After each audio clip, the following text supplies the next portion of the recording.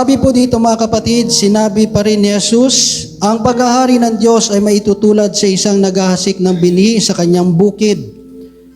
Pagkatapos niyon, magpapatuloy siya sa kanyang pang-araw-araw na gawain. Tutubo at lalago ang binhi nang hindi niya nalalaman kung paano. Ang lupa ang siyang nagpapasibol at nagpapabunga sa mga pananim. Usbong muna sa kauhay sa pagkatapos ay mahihitik sa mga butil. Pagkahinog ng mga butil, agad itong ipagagapas sapagkat dapat nilang anihin. Sa ano natin maihahambing ang paghahari ng Diyos? Sabi pa ni Jesus, anong talinghaga ang gagamitin natin upang ilarawan ito? Tulad ito ng isang butil ng mustasa na siyang pinakamaliit sa lahat ng binhi. Kapag natanim na at lumago, ito yung nagiging pinakamalaki sa lahat ng puno ng gulay. Nakakasanga ito ng malalabay, anupat ang mga ibon ay nakapamumugad sa mga sanga nito. Mga kapatid, mga magulang, mga kaibigan, ito po ang mabuting balita ng ating kaligtasan. Sige po, purihin po natin ang Diyos. Amen. Purihin po natin ang Diyos. Sumigaw! Praise God. So sa oras po ito mga kapatid, let's all be seated. At tayo po ay makikinig na ng salita ng Diyos. Kasi medyo na rin po yung oras natin. It's already 3:17 po ng hapon. Amen. So sa oras na ito mga kapatid, ang ating pong pag-aaralan, ito po, it's all about sa the kingdom of God. O yung paghahari ng Diyos. Amen. Sino po dito ang pinaghaharian ng Diyos? Yan. Diyan po natin ngayon na pag-aaralan kung tayo nga ba ay talagang pinaghaharian ng Diyos. Amen? Kasi nga po, madali lang sabihin na tayo'y pinaghaharian ng Diyos, pero ito kaya ay tunay na nakikita po sa atin na tunay ang Diyos ay naghahari sa atin. Amen? Bakit po mahalaga na tayo ay pagharian ng Diyos? Sa kadahilanan, dapat tayong pagharian ng Diyos kasi kapag hindi ang Diyos na naghahari sa atin, sino ang naghahari sa atin? Ha? Kapag hindi si Lord ang naghahari sa atin, sino naghahari sa atin? No? Ang totoo mga kapatid, sabi na iba si Satanas daw. Ang totoo po niyan, kapag hindi ang Diyos na naghahari sa atin, ang naghahari sa atin, tayo mismo. Ang demonyo, sumasakay lang sa gusto natin.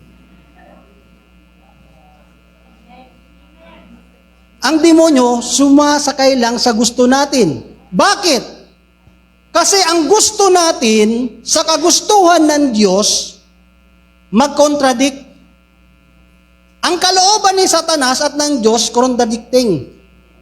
Kaya nga, ang gagawin ng demonyo, sasakyan niya yung gusto natin. Tayo yung hari. Kasi tayo yung nasusunod. Diba? Bakit meron ba sa inyo dito na humihingi ng advice kay Satanas? Wala eh. Sino po dito? Meron po ba? Kasi kung meron dito, ay siya yung talagang hari mo. Pero wala eh. Humingi ba tayo ng advice sa kanya? Hindi. Sino ang nasusunod? Tayo. So, ibig sabihin, tayo yung hari. Ang ginagawa lang ng demonyo, sinasakyan ng gusto natin. Kasi alam ng demonyo na yung gusto mo at gusto ko, contradict sa gusto ng Diyos. Amen. It's contradicting. The will of God and the will of man, mga kapatid, is really contradicting. So, si Satan, mga kapatid, he just appeal dun sa desire po natin. Amen. Lupa. Yan. Alam niyo po, in the Philippines, mga kapatid, naging po kami one of the technicians sa organic farming. No? Lahat po kami mga preacher po sa Iloilo, naging po kami sa organic farming. So, anong ibig sabihin? Kasi related po ito, related po ito. Sino po yung farmer po dito sa Philippines? Kung hindi man farmer, yung mga nagtatanim po sa paso. Sa paso. Yan. Yan. Alam niyo mga kapatid, ganito yan. Sabi ng Bible, it is really true na yung lupa itself, kaya niyang buhayin ang binhing tumubo. Amen. Kaya. Wala pong question doon. Kaya po yan. Kahit hindi diligan ng tao, mabubuhay yan. Kaso nga lang, naging problema, pinakailaman kasi ng tao ang mundo. Nako. Lahat ng tanim, may purpose ang Diyos, bakit sa Pilipinas yan? Itong tanim ito para lang sa Canada. Itong tanim na to para lang sa Mexico, whatsoever. There is always a purpose why God inallowed ng Lord na dyan yan tumubo. Yung mga lamang lupa, lamang dagat pala, dagat. Yung lamang dagat, may mga lamang dagat na para lang sana sa Pilipinas. Pero yung iba kasi, in-import, dinala sa Pilipinas, so ano nangyari? Naging peste. Pero kung hahayaan lang ng tao na yung mga tanim na yan ay para lang talaga sa Pilipinas, mabubuhay yan.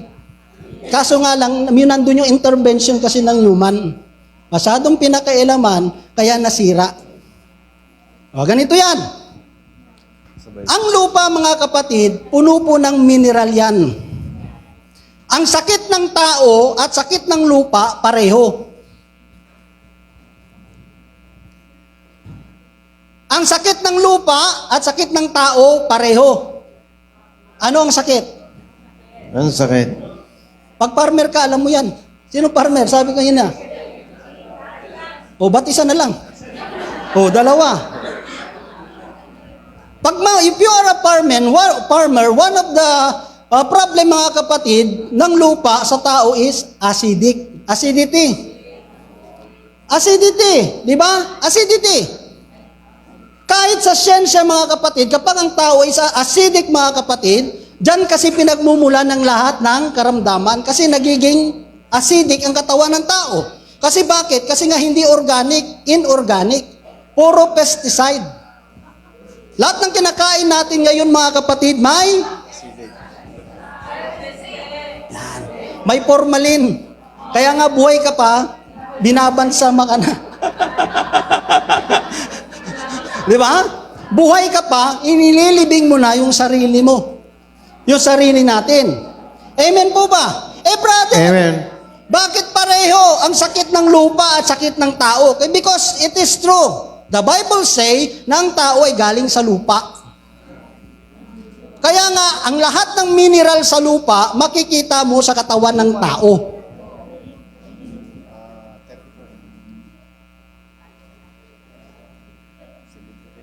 Bakit nagkakasakit ng tao? Kasi kinukulang ng mineral, hindi vitamins.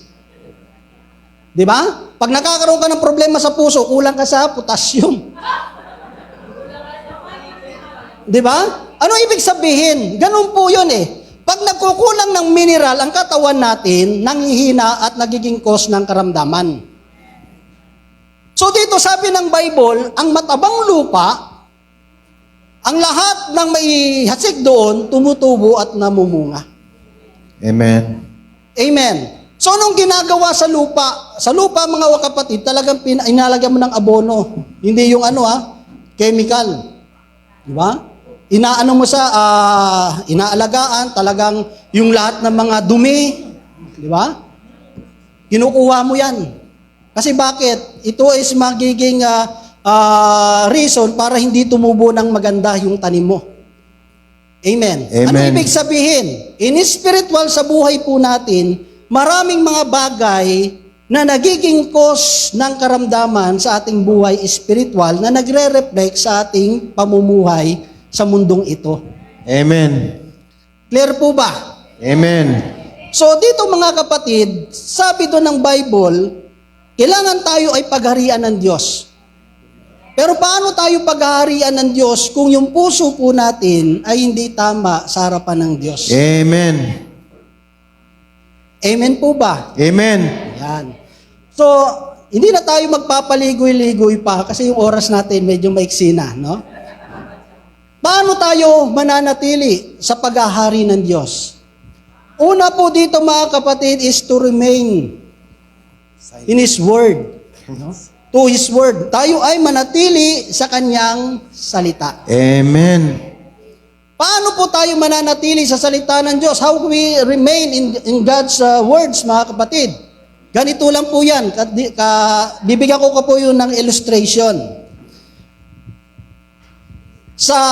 Ang magulang ko po, yung tatay ko na lang po ang buhay. Yung nanay ko, kinuha na ni Lord. Alam nyo, kahit patay na yung nanay ko, buhay pa rin ang nanay ko sa akin. Alam niyo kung bakit? Ha? Paano magiging buhay sa buhay natin, yung mga magulang natin? Sino po yung mga magulang dito? Wala na. Pero paano po natin mapapanatiling buhay yung mga magulang natin sa pamamagitan natin? Sa ano po? Sa alaala? Yun. Nagiging buhay yung mga magulang po natin, hindi lang sa alaala, kundi sa kanilang turo at prinsipyong itinuro sa atin. Amen. Kaya nga, tingnan mo, may isang bata, kahit hindi mo kilala yung magulang, pero kapag ang batang yan ay namumuhay sa turo ng kanyang magulang, sa prinsipyo ng kanyang magulang, nagkakaroon agad ng idea ang tao, I know, ang batang ito, ang batang ito, anak to ni ano. Kasi pareho sila ng ugali. Pareho sila ng prinsipyo sa buhay. Nagre-reflect sa batang ito yung magulang nila. Bakit? Kasi sila ay namumuhay sa turo ng kanilang magulang. Amen. Amen po ba? Amen. Alam niyo mga kapatid, ang isa sa mga prinsipyo na itinuro ng nanay ko, ganito yan. Isa lang, simple lang. Ang sabi niya sa akin, share ko naman po sa inyo, 12 po silang magkakapatid. Pero ang sabi lang ng nanay ko, ang sinabi ng lolo ko, ng lola ko sa nanay ko, simple lang. Ang sabi niya, sino man sa inyo magkakapatid ang umasenso sa buhay, huwag niyong kalilimutan ang inyong mga kapatid. Amen. Itinuro yon ng magulang ko sa akin. Itinuro yon. Sinabi ng magulang ko sa akin yun ng nanay ko. Dahil magulang na rin ako ngayon, lubos kong naunawaan. Bakit yun ang turo ng magulang ko? Sino dito sa mga magulang na gusto mo makita ang mga magkakapatid, yung mga anak mo nag-aaway? Sino dito? Tapos yun ang ipakikita mo sa mga anak mo na yung mga kapatid mo nag-aaway kayo. Yung mga anak ko pag nag-aaway sa laruan, sinasaway ko, pinagagalitan ko. Laruan pa lang yan.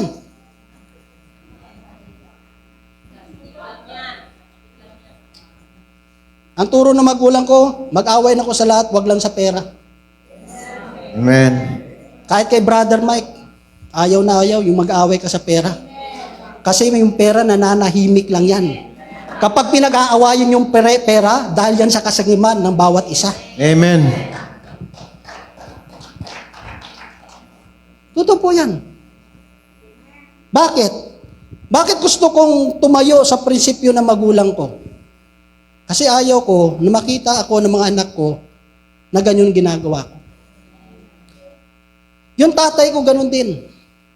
Bakit si Brother Ronald nagkaroon ng 2 job? Hindi mga kapatid dahil kulang sa pinansyal. Gusto ko kasi kahit paano may mapadala ko sa magulang ko. Amen. May madala ko sa magulang ko. At yung bagay na yun ay tinuro ng magulang ko, gusto ko ituro sa mga anak ko. Bakit gusto ko ituro yon? Kasi wala akong nakitang mali na ipinakita at itinuro yung magulang ko sa akin. Amen. Alam ko itinuro ito, ipinakita ito ng magulang ko kasi alam ng magulang ko ito yung makakabuti sa akin. Kung yung mga magulang ko itinuro ito, ipinakita sa akin dahil alam ng magulang ko ito yung magiging mabuti para sa akin, how much more yung salita ng Diyos na ating napakikinggan every time umatin tayo sa misa, habang umatin tayo sa mga gawain ng Panginoon. Alam ng Diyos bakit niya ipinapahayag yan. Because God knows it is good for us. Ito yung Amen. makakabuti sa atin. Amen. Ito yung makakabuti sa akin. Alam ko mga kapatid, hindi lahat a-agree.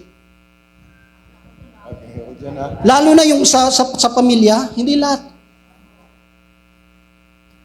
Pero ako mga kapatid, yun ang prinsipyo ko eh. Kung ano man yung pananaw nyo sa buhay, sa inyo po yan. Pero ito yung pananaw ko, ito yung pinangahawakan ko. Kasi alam ko sa sarili ko, bilang magulang, ayaw kong makita yung mga anak ko yung nag-aaway. Amen. Salamat sa 5 pumalakpak. Tapos gusto nating manatili sa paghahari ng Diyos. Nang tinanong ko, sino ang pinaghaharian ng Diyos? Woohoo! Woohoo! Pag inaaway mo ba ang pamilya mo? Pag inaaway mo ba ibang tao, pinaghaharian ka ba ng Diyos? Simple lang. Madali kasi sabihin na pagharian tayo ng Diyos. Para ka lang dumura sa taas na ikaw mismong tatamaan ng dura mo. Alam niyo mga kapatid, mahirap kasing tumayo sa harapan na yung sinasabi mo, hindi mo ginagawa. Amen. Amen?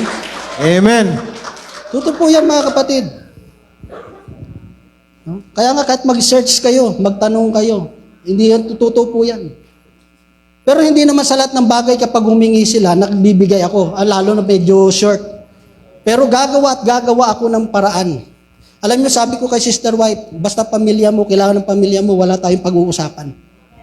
Ganun lang. Hindi ibig sabihin na may pamilya ka na, I have my own family, wala na akong pakialam sa magulang ko. Tapos tatayo ako dito sa inyo, mga ngaral. Mahalin niyo magulang niyo, mahalin niyo kapatid niyo, mahalin niyo pamilya niyo. Ang una kong niloloko, sarili ko. Hindi kayo. Kayo bang niloloko ko? Hindi. Ako mismo sa sarili ko, niloloko ko sarili ko. Pero gusto natin pagharian ng Diyos. Manatili tayo sa kanyang salita. Amen. Manatili tayo sa salita ng Diyos. Alam niyo bakit mga kapatid? Pangako kasi ng Diyos yun eh. If we uphold His promises mga kapatid, He will show us mga kapatid, ipapakita talaga ng Diyos sa atin na yung kanyang salita ay totoo. Amen. Amen. Amen. Isa pa lang po yan mga kapatid, may 2 pa. Ikalawa, not only to His word, but we need to remain in His way. Sa pamamaraan ng Diyos. Kasi sabi ng Bible, may mga bagay that seems good in the eyes of man, but the end, it will be destruction.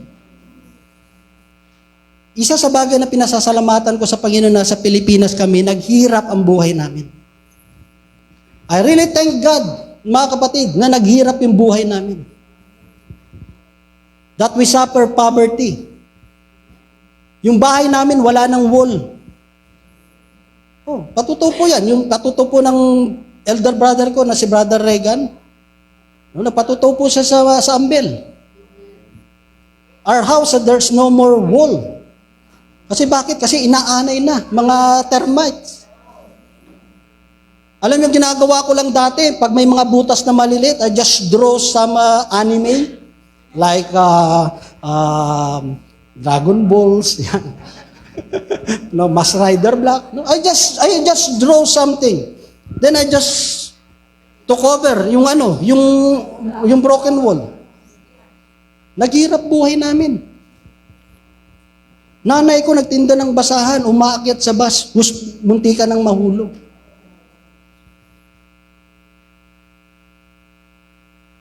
Pero hindi namin sinisi ang Diyos.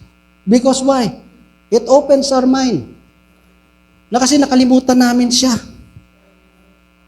At dahil dun sa nangyaring yon, nakilala ng nanay ko si El Shaddai. Amen. Nakilala ng Diyos. Nakilala ng nanay ko si El Shaddai. At ngayon, lahat kaming pamilya naglilingkod sa Diyos. Amen.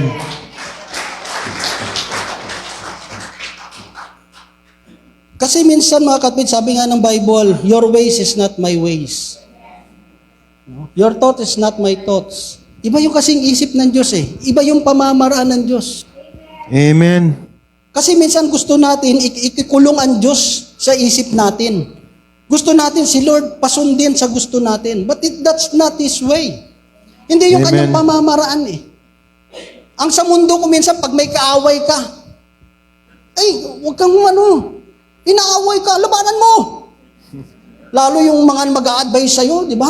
Ang tapang pa, ay, kung sa akin ginawa yan. No? Kung sa akin nga ginawa yan. Lintik. Diba? Ang tapang, diba? Ang tapang, akala mo papalag sa totoong buhay. May mga ganun eh. No? Pag ginawan ka ng masama, gawan mo ng masama. Alam niyo po, ang sabi lang ng mga tita ko sa nanay ko, sabi niya ng nanay ko, alam mo, sa yung nanay mo, walang masamang tinapay dyan. Tuwang-tuwa naman ako. Kasi bakit? Kasi ibang tao ang nagsasabi. Pag ikaw yung nagsabi, 50-50.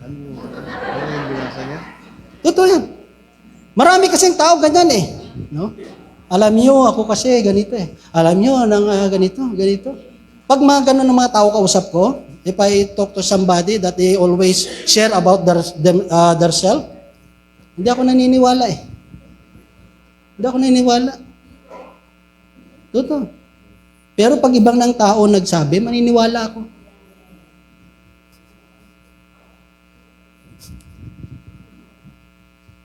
Diba? Bakit? Kwento mo yan eh. That's your story. Sino ba namang tao magkikwento ng sarili niya? Hindi siya ang bida. Kwento mo yan eh. Diba? Most yun, sasabihin mo, alam mo, brother, alam mo, ganito. Eh, siyempre, kwento mo yan eh. Kasi ang problema, your story is different from the other story. Diba? Kaya sasabihin mo, ano kaya ang totoo dun sa sinabi ni brother? Sino kaya nagsisinungaling sa dalawa? Okay, sino kaya nagsisinungaling sa dalawa? Si brother o yung narinig ko? Kaya nga even the Bible say, yung unang narinig mo, parang totoo. Pero bandang uli, malalaman mo, mali pala. Iba po kasing pamamaraan ng Diyos eh. That's why we should not, mga kapatid, question the way of God. Huwag mong i-questionin ang pamamaraan ng Diyos. Amen. Alam niyo po, isa sa share ni Sister Jenny Narciso dun sa Scarborough, if my memory serves me right. So, yung anak niya kasi, parang nagkaroon ng yung si Ashel, na parang nahirapan siyang tumayo. So, nag-decide sila na hindi muna papasukin yung anak nila dun sa eskwelahan. Then, the next day, ang nangyari mga kapatid, nagkaroon ng kinordon yung eskwelahan nila. Kasi may nangyaring hindi maganda. Di ba? So may kita mo mga kapatid, God allows na yung sitwasyon na yun para yung anak niya hindi mapahamak. Amen. Meron tayong pre-partner mga kapatid sa amin sa Iloilo, sa tagapututan siya. Yung anak niya ay isang pulis. And his son and her son was assigned in Guimaras. No? So, yung mother niya, he just want to requested yung officer na kung pwede, i-assign lang siya sa ibang mga sa ibang mga city sa mga ibang bayan ng Iloilo. Pero hindi nangyari yon, hindi nasunod yung kalooban niya. Hindi nasunod yung pamamaraan niya. Inassign pa rin siya sa may Guimaras. And those mga comrade niya na hindi nakasama na inassign sa ibang province, doon sila inassign sa Sambuanga. Yung mayroong seeds, di ba? Yung mayroong bakbakan na MILF, di ba? Kay Nur, di ba? Nakbakbakan. Alam niyo ang sabi ng sister, tumayo siya sa pulpito. Sabi niya, hindi mo talaga pwedeng questionin ang pamamaraan ng Diyos. Amen. Sa tingin ko, parang pangit yung plano ng mga officer. Kasi bakit naman i-assign in another province? He can serve the country sa province niya. In his own province, di ba? Pero doon yung nakita. Kaya nga sa military, obey first before you complain. Sa Diyos, dapat ganun tayo. Obey first before you complain. Kasi bakit? Kapag sumunod kasi tayo sa pamamaraan ng Diyos, makikita mo in the end, na mas Amen. mabuti yung gusto ng Diyos sa gusto mo at gusto ko. Amen. Iba yung pamamaraan niya eh. Never na never, mga kapatid, to question God. Sino ako para questionin ang Diyos? Kaya nga kahit si Job eh. Job, sabi ni El Shaddai, bakit nang pinanganak ka, nasaan ka? Nang ginawa ko mundong to, nasaan ka? And who are you to question me? Sino tayo, mga kapatid, to question God? Kaya nga, He is God, yesterday, today, and forever, and He knows. Kahit pa yung future natin. Yan ang kagandahan kay El Shaddai. Never na never to question God because He knows your and my future. Amen. Alam niya eh. Alam niya.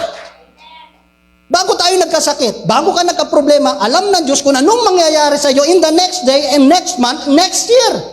Amen. All we have to do is to trust God.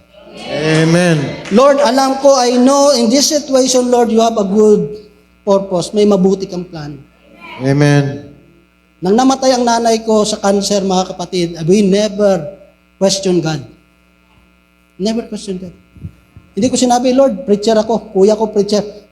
Ang bunso namin, choir. Tatay ko, secretary, treasurer ng Iloilo. Ngayon, bookkeeper na. Yung nanay ko, coordinator sa amin, sa chapter namin. Lord, nagpipray ako ng mga may sakit, gumagaling. Pero nanay ko, bakit wala? No, I never question God. Diba? Kasi kung pinatagal pa ng Diyos yun, baka mas lalo naghihirap ang nanay ko. Amen. Pero ano maganda, natulog lang. Galing pa ako sa misyon. Pagbalik ko, wala na ang nanay ko. Ba't pinasalamatan ko ang Diyos? Kasi Amen. ginamit ng Diyos yung nanay ko para ang husband niya, ang mga anak niya, makakilala sa Diyos. Amen. Amen? Iba po yung pamamaraan ng Diyos eh. Kaya never na never question God.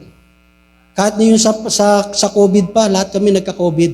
Kaya nga sabi ko sa inyo, sabi ko sa sister wife ko, maliit pa yung anak ko eh, yung bunso namin. Sabi ko, maganda nga yun eh. Lahat tayo meron. Sabi ko, sama-sama together tayo. At least, sama-sama kayo. For example, pareho kami may COVID. Paano yung mga anak namin sino mag-aalaga? Di sama-sama na tayo. Kasi isa lang yung paniniwala ko. This is my faith. My life belongs to God. Amen. Siya ang owner ng life ko. Kung gusto niya kaming buhayin, mabubuhay kami. Amen. Ganun lang naman kasimple. Naniniwala tayo na ang buhay natin is in God's hand. Amen. Why you question God?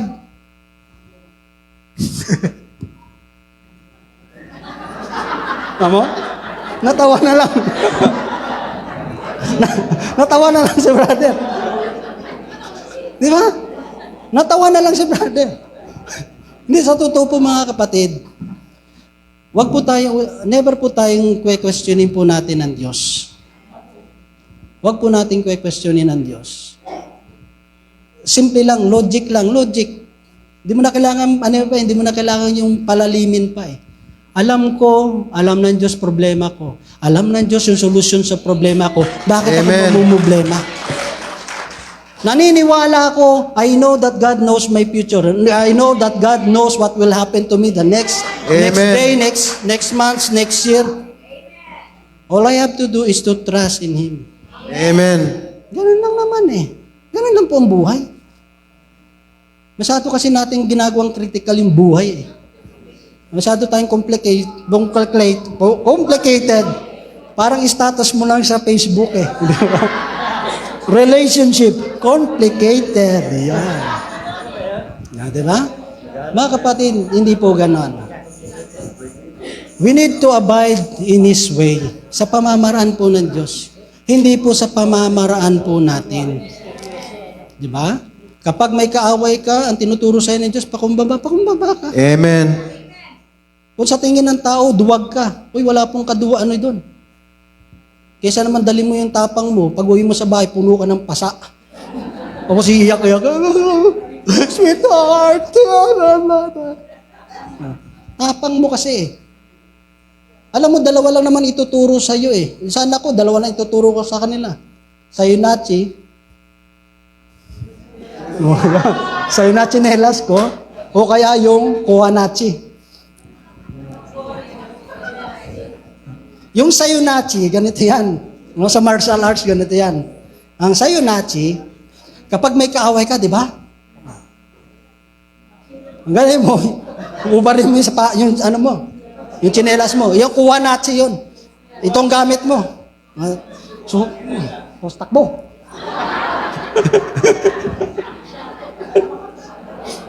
Di ba? Yung sayunachi naman, pag wala ka na talagang time na kuha yung chinelas mo, sayo na chinelas ko. Yun na yun. Takbo ka na. Alam niyo mga kapatid, even sa martial arts, mga kapatid, sa self-defense, ang pinaka-best defense is to run. Yes. The best defense is to run. Sa physical, is to run. Takbo ka. But you have nothing to run, mga kapatid, na nasukol ka na, then the time, yung sa martial arts is to defend yourself. Pero as long you have the time na you can able to run, mga kapatid, just run. Di ba? Huwag kasi nating dadalhin yung tapang natin sa labas ng bahay natin. Amen. Di ba? O kayo yung mga masasamang ugali natin, huwag nating dadalhin sa labas. Baka mamaya may bumili. Di ba? No? Mamaya may bumili eh. So mga kapatid, iba yung pamamaraan ng Diyos. Never to question His ways. Amen. Last mga kapatid, abide or remain to His purpose. Manatili tayo sa purpose ng Diyos. Amen. Diba? Ano ba yung purpose natin? Bakit tayo naglilingkod sa Kanya? What is the purpose why God called us? Why you are serving God? What is your purpose?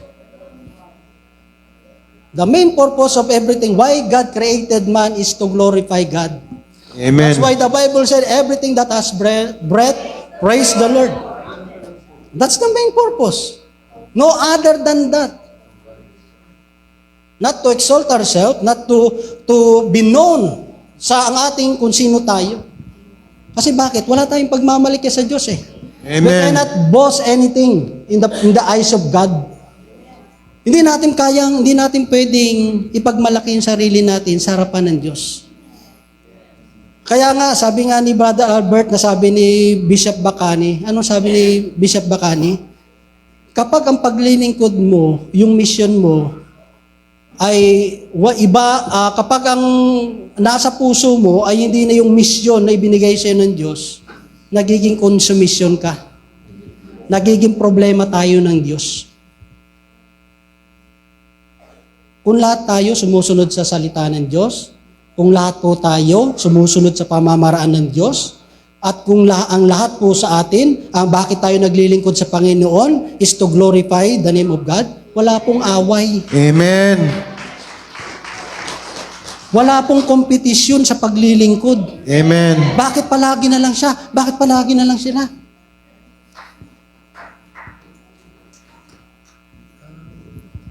Nandun sana yung harmony sa paglilingkod. Amen. Walang away. Walang inggitan. Amen. Di ba? Walang pagkakampi. There's no division. There's no quarrel. Amen. Bakit tayo nag-aaway-away? Kasi yung salita mong gusto mo masunod Hindi yung salita ng Diyos Bakit nagkakaroon ng away? Kasi hindi yung pamamaraan ng Diyos ang gusto natin. Yung pamamaraan natin Ang gawain ng Diyos, this is God's service. Gawain ito ng Diyos. Dahil ito'y gawain ng Diyos, sinong masusunod? Ang Diyos. Amen. Ang Diyos. That's why ang Bible nandyan Yung Bible yung magiging basihan natin, ito ba'y kalooban ng Diyos? Ito yung magiging basihan natin. Amen. Amen. Sa oras na ito mga kapatid, nagkakaroon kasi ng sabi doon ng Bible, Yung bininang mustasa, napakaliit niyan. Lahat tayo nanggaling sa maliit eh. Amen. Great things, mga kapatid, great things comes in the small things. Pero bago ka maging great, meron ka dapat gawin. Bakit may mga tinatawag dakilang magulang, dakilang kapatid? Kasi meron silang ginawa. Bakit mo nasabi na ang kapatid ko, dakilang ate to, dakilang kuya to? Kasi bakit? Nagsakripisyo siya para sa iyo. May Amen. ginawa siyang malaking bagay. Kaya tinatawag silang dakila. May mga great na mga heroes. Kasi meron silang, yung ginawa nila nasa history na. Pero ang Diyos, hindi naman siya naghahanap ng great things eh. Amen. Sa gawain ng Diyos, hindi kailangan malaking gagawin mo. Amen. Kahit gaano mo yan kaliit, kung ginagawa mo yan para sa pakapurihan ng Diyos, ipinituda for the glory of God, para sa ikapararangal ng pangalan ng Diyos, dakila na yan sa Kanya eh. Amen. Amen? Sa Amen. oras na ito mga kapatid, ito po yung gusto ipaabot ng Diyos sa atin. Alam niyo mga kapatid, kapag sabi ko nga sa inyo, namatay na yung nanay ko. Pero every time mga kapatid na kahit paano nakakatulong ako sa mga kapatid ko, masaya ako. Kasi Amen. alam ko, masaya yung nanay ko. Di ba? Masaya yung nanay ko, and the same time, masaya rin si Lord. Amen. At mga kapatid, wala pong masama doon. Kahit iba na yung prinsipyo ng Canada, iba yung values ng Canada, hindi ko ipagpapalit yun. Sino kaya sa inyo magsasabi, Brad, mali yun sa'yo? Ba't mo tinutulungan mga pamilya mo? May pasarili ka ng pamilya. Ba't mo tinutulungan yung anak mo? Ba't mo tinutulungan yung magulang mo? Meron ba isa sa inyo dito magsasabi, mali yan, Brad?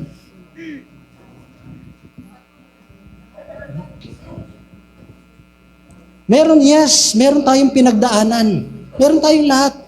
Hindi ko maka-question bakit yung iba ganun yung pananaw nila. Hindi ko po, hindi ko na po saklaw yan. Hindi ko na po saklaw yan. Kasi may iba-iba sa atin, iba-iba yung kanilang pananaw at karanasan sa buhay. Pero alam nyo, kung uumpisahan mo, pwedeng mabago. Amen. Sabi nga, you want to change the world? Amen. Everything start from you. Amen. From me. Gusto mong baguhin ang mundo? Wow. Imposible yan. Napaka-imposible. Kung yung sarili natin mismo, hindi natin kayang baguhin. Amen. Amen. Amen. Sa oras pong ito, tayo po'y tumayo.